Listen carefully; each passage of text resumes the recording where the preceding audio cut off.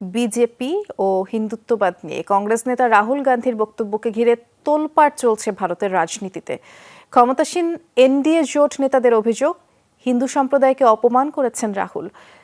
যদিও সব অভিযোগ উড়িয়ে দিচ্ছে বিরোধী শিবির। তাদের দাবি, নিজেদের হিন্দুত্ববাদের ঠিকাদার মনে করেন বিজেপি নেতারা।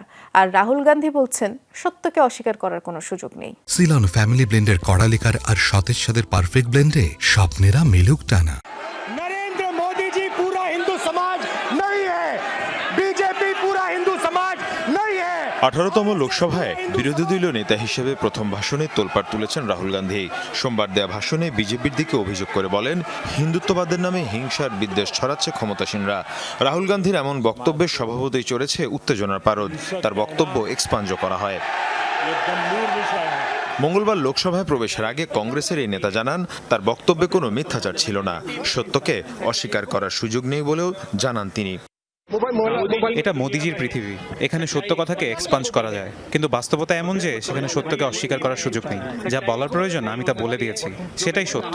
আমার বক্তব্য যত এক্সপাঞ্জ করা হোক না কেন, সত্যকে কখনো অস্বীকার করা যাবে না।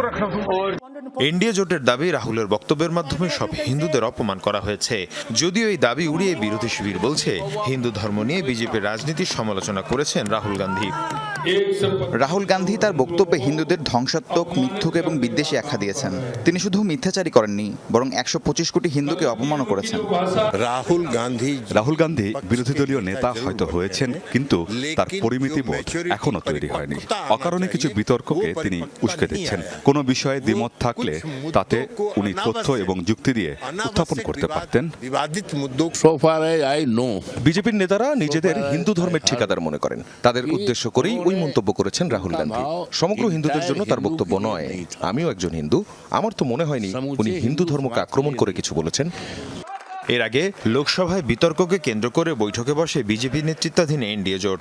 অংশ নেন প্রধানমন্ত্রী নরেন্দ্র মোদী সহ জোটভুক্ত দলগুলোর নেতারা। বিজেপির সিনিয়র নেতাদের পাশাপাশি কেন্দ্রীয় মন্ত্রীরা অংশ নেন বৈঠকে। এদিকে পার্লামেন্টে রাহুল গান্ধীর বক্তব্যের পর গুজরাটের আহমেদাবাদে কংগ্রেসের কার্যালয়ে হামলার অভিযোগ উঠেছে। মীর মুশফিক হাসান, যমুনা নিউজ।